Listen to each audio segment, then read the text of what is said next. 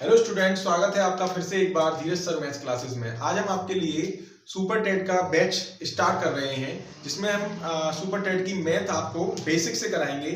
उसके टॉपिकों को एक एक करके क्लियर करेंगे।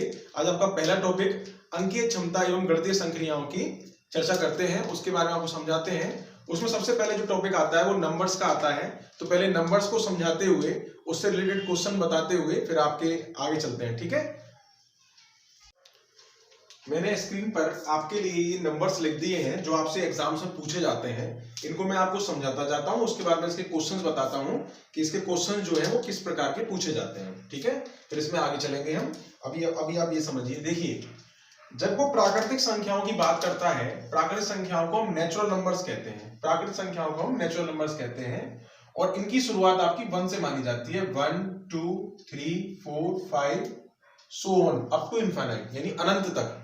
आपके जो नेचुरल नंबर्स होते हैं इनकी शुरुआत 1 से होती है, अनंत तक जाते हैं। इसीलिए हम इसमें कभी भी बड़ा नंबर नहीं पूछते, लेकिन एग्जाम्स में ज्यादातर पूछा जाता है कि सबसे छोटी प्राकृतिक संख्या क्या होगी, तो आपका आंसर होगा 1। ज्यादातर एग्जाम में यही पूछा जाता है। उसके बाद में आपकी आती है पूर्ण संख्याएं। तो पूर्ण संख्याएं जो होती हैं ये आपकी होल नंबर कहते हैं इसे इंग्लिश में हम। ये 0 से स्टार्ट होती हैं, 0 1 2 3 4 5 एंड सो ऑन। इस बात का आप विशेष रूप से याद रखिए कि अगर मैं नेचुरल नंबर्स में 0 को ऐड कर दूं तो मुझे होल नंबर मिलेंगे, और 0 ऐड करने पर नेचुरल नंबर्स होल नंबर बन जाते हैं। तो होल नंबर्स की शुरुआत आपकी 0 से होती है। तो आप कह सकते हैं सबसे छोटा होल नंबर जो यानी पूर्ण संख्या जो होती है वो 0 होती है। इस बात को आप याद रखिए, इसमें कंफ्यूजन बच्चों को हो जाता है कि प्राकृतिक और होल में वो 1 और 0 में कंफ्यूज रहते हैं। ये बात आप समझिए अच्छे से कि नेचुरल नंबर्स है, अगर उसमें आपने 0 ऐड कर दिया तो आपकी संख्याएं पूरी हो जाएंगी, यानी पूर्ण हो जाएंगी। तो आपको इस तरीके से आप याद रख सकते हो कि होल नंबर आपके 0 से स्टार्ट होते हैं। पूछा जाता है एग्जाम में क्वेश्चन, सबसे छोटा होल नंबर क्या है, तो वो 0 होगा। इसके बाद में आपसे पूछा जाता है पूर्णांकों के बारे में। तो आप याद रखिए, पूर्णांक जो है ये डैश डैश से स्टार्ट होते हैं, यानी इनफाइनाइट से ही स्टार्ट होते हैं। -3 -2 -1 0 1 2 3 और ये डैश डैश पे इनका एंड होता है, यानी कि इनफाइनाइट से लेके इनफाइनाइट तक आपके ये पूर्णांक होते हैं। पूर्णांकों में कंडीशन होती है, यानी इंटीजर्स में, इंटीजर्स नेगेटिव भी होते हैं, पॉजिटिव भी होते हैं, और कुछ ऐसे इंटीजर्स होते हैं जो ना तो नेगेटिव होते हैं ना पॉजिटिव, जिनमें आपका ये आएंगे। इन इंटीजर्स को हम कहते हैं पॉजिटिव इंटीजर, और इन इंटीजर्स को हम कहते हैं नेगेटिव इंटीजर। यहाँ 0 जो होता है ये न्यूट्रल होता है, ना तो पॉजिटिव ना नेगेटिव। अब क्वेश्चन कैसे बनेगा इसमें बनेगा, तो इसमें क्वेश्चन बनेगा कि सबसे छोटा धनात्मक पूर्णांक यानी पॉजिटिव इंटीजर क्या होगा, तो 1 होगा, क्योंकि पॉजिटिव नंबर्स में 1 सबसे छोटा होता है, किसमें, इंटीजर्स में, और नेगेटिव इंटीजर्स में -1 सबसे बड़ा होता है। तो क्वेश्चन बनेगा सबसे बड़ा नेगेटिव इंटीजर क्या होगा, तो -1। इस बात को भी याद रखिए कि प्लस की संख्याओं में जो संख्या बड़ी होती है वो बड़ी होती है, जो छोटी होती है वो छोटी होती है। लेकिन नेगेटिव जो संख्याएं होती है आपकी, यानी नेगेटिव जो नंबर्स होते हैं आपके जितने भी, उनमें जो बड़ा होगा वो छोटा होगा, और जो छोटा होगा वो बड़ा होगा। इट मींस -3 से बड़ा -2 है, और -2 से बड़ा -1 है, -1 से बड़ा 0 है। और ये तो होता ही, आप जानते हो 3 2 से बड़ा होता है। तो -4 से बड़ा -3 होगा, -1000 से बड़ा -1 होगा। तो -1 नेगेटिव इंटीजर्स में सबसे बड़ा होता है, और पॉजिटिव इंटीजर में 1 जो है सबसे छोटा होता है। पूछे एक ऐसा इंटीजर बताइए जो ना तो पॉजिटिव है ना नेगेटिव, तो वो 0 होता है। क्लियर। अब आपके चलते हैं सम प्राकृतिक संख्याओं पर। देखिए, सम संख्याएं और सम प्राकृतिक दोनों में अंतर होता है। सम संख्याएं हम इंटीजर्स में से उठाते हैं, लेकिन सम प्राकृतिक हम सिर्फ प्राकृतिक यानी नेचुरल नंबर्स में से ही उठाते हैं। तो आपसे एग्जाम में सम प्राकृतिक संख्याओं के बारे में पूछा जाता है।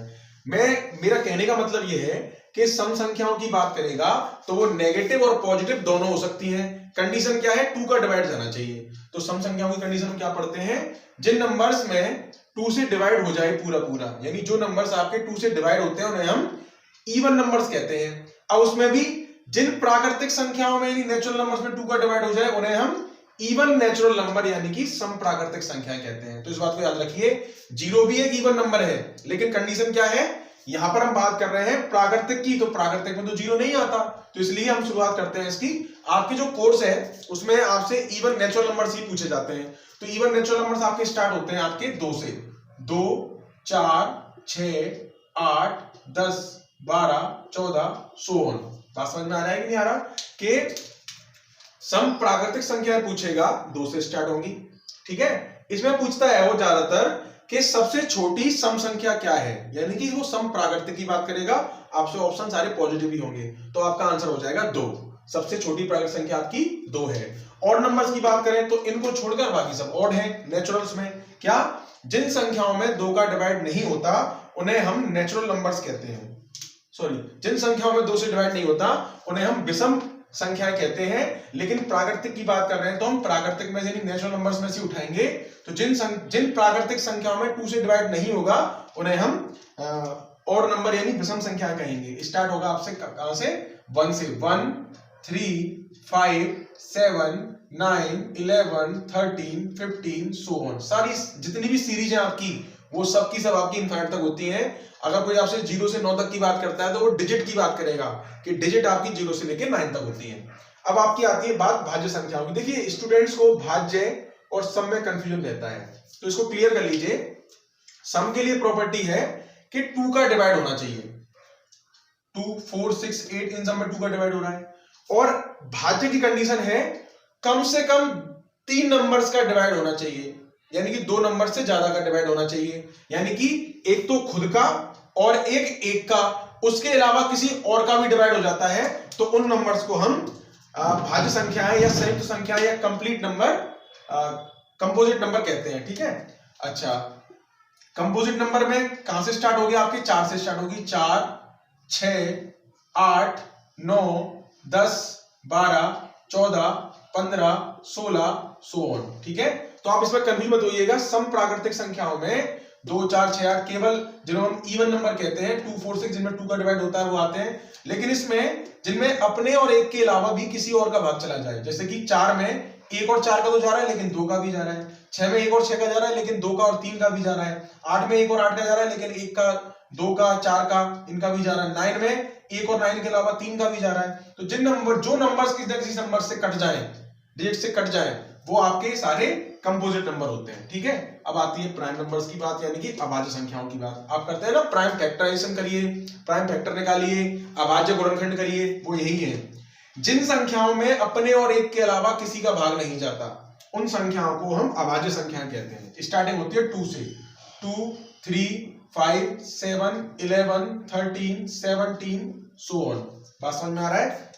अब आप सोचेंगे 2, देखिए कंफ्यूजन क्या होता है, बच्चों से पूछता है वो अभाज्य, बच्चे समझते हैं विषम पूछ रहा है, यानी कि प्राइम पूछता है वो और समझ के 1 लगा जाते हैं। 1 जो है किसी में भी नहीं आता, ना तो कंपोजिट में आता है ना प्राइम में आता है। 1 किसी में भी नहीं आता। 1 की दोनों कंडीशन फॉलो नहीं हो रही। क्यों नहीं हो रही? अभाज्य संख्याओं में 2 संख्याओं का डिवाइड जाएगा, एक तो खुद का और एक का, जैसे 1 और 2, 1 और 3, 1 और 5, 1 और 7। और 1 में सिर्फ 1 का ही डिवाइड जाता है, किसी और का जाता ही नहीं है। तो ये दोनों कंडीशन फॉलो नहीं कर रहा। इसमें कम से कम 3 संख्याओं का भाग जाएगा। 1 4 2, 1 6 2 3, 1 4 8 2। इसमें तो और भी ज्यादा नंबर्स का जा रहा है, तो कम से कम इसमें 3 का जाएगा, इसमें सिर्फ 2 संख्याओं का डिवाइड जाएगा। तो आपके अभाज्य संख्या यानी प्राइम नंबर निकल आएंगे। यानी कि अब क्वेश्चन कैसे कैसे बनते हैं समझ लीजिए।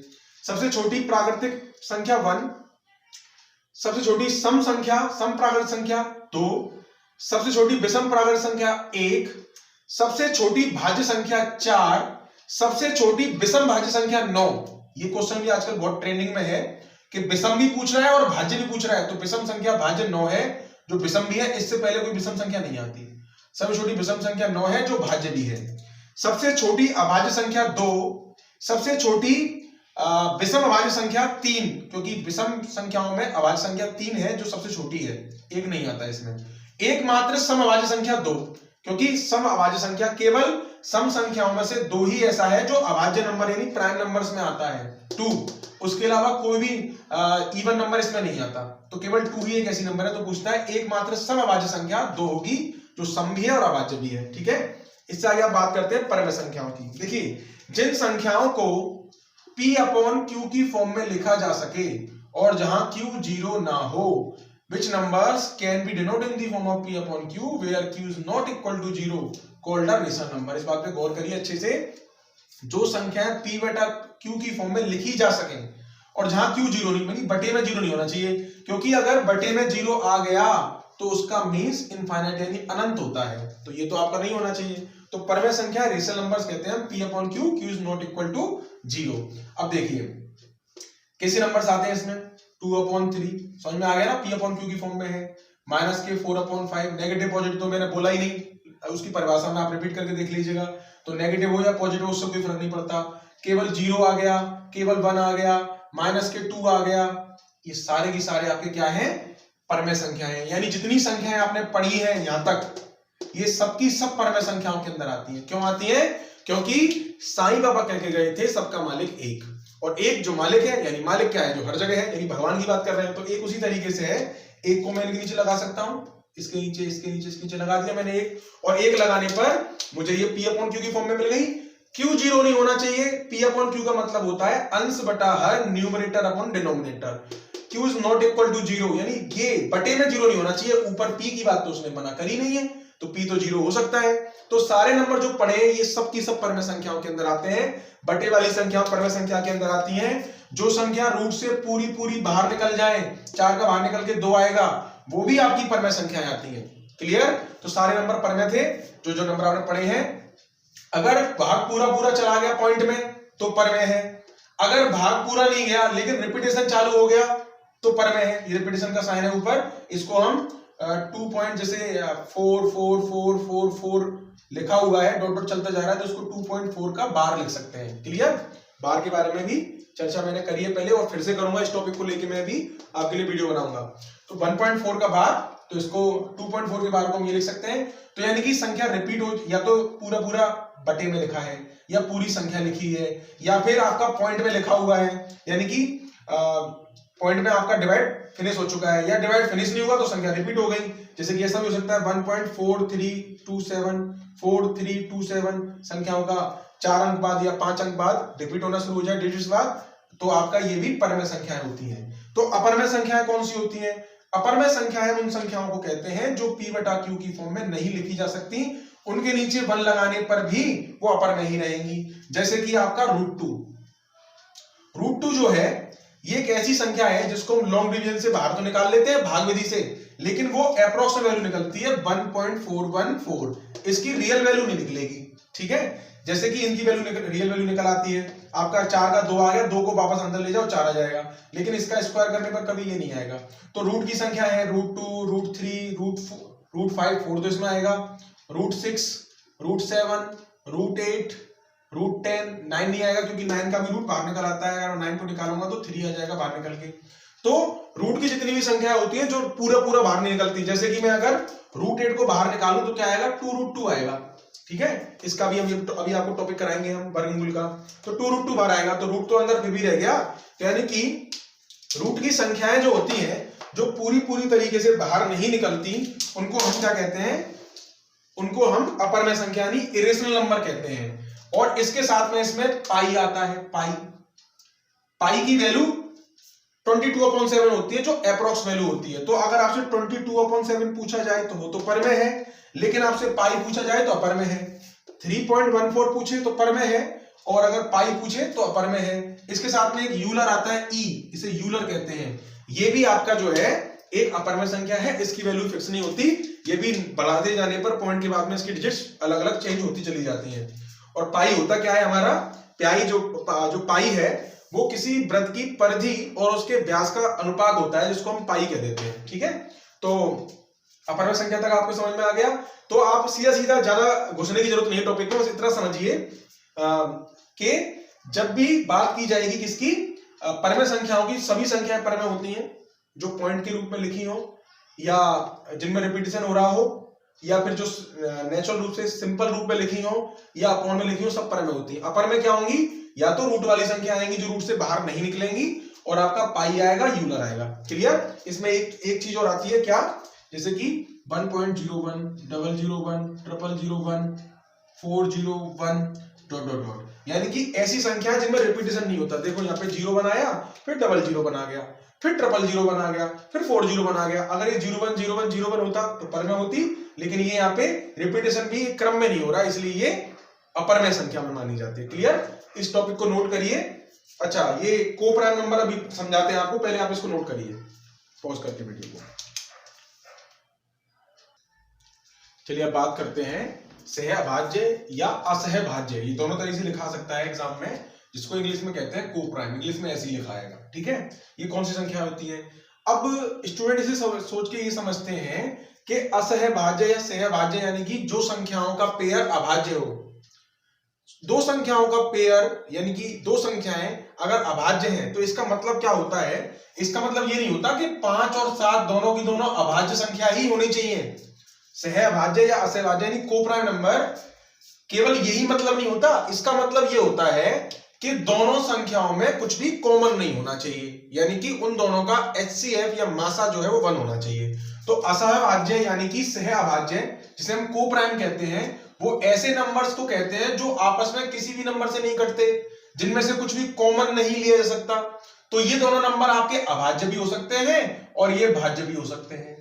तो ये भी आपका क्या है? कोप्राइम है। यहाँ पे आपको दिखाई दे रहा है कि 4 2 से कट रहा है, ये भाज्य संख्या है, 9 3 से कट रहा है, ये भी भाज्य संख्या है, लेकिन इन दोनों में कुछ भी कॉमन नहीं आ रहा। इट मींस इसका HCF जो है वो 1 होना चाहिए, यानी कि मासा।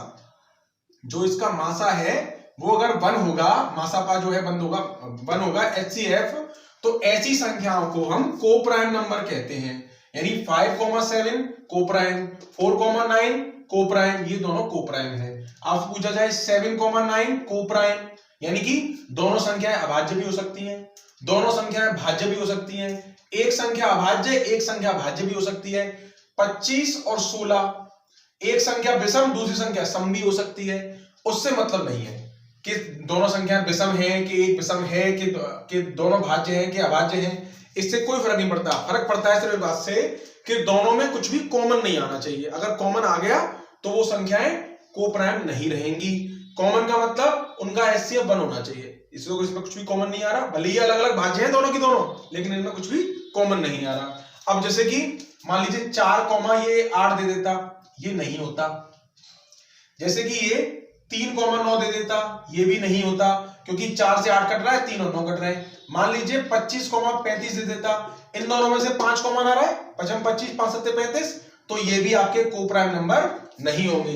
तो कोप्राइम नंबर उन नंबर्स को कहते हैं जिनमें कुछ भी कॉमन नहीं होता, जो आपस में किसी संख्या से नहीं कटते, जिनका HCF 1 होता है। क्लियर? तो कोप्राइम आपके क्लियर हो गया।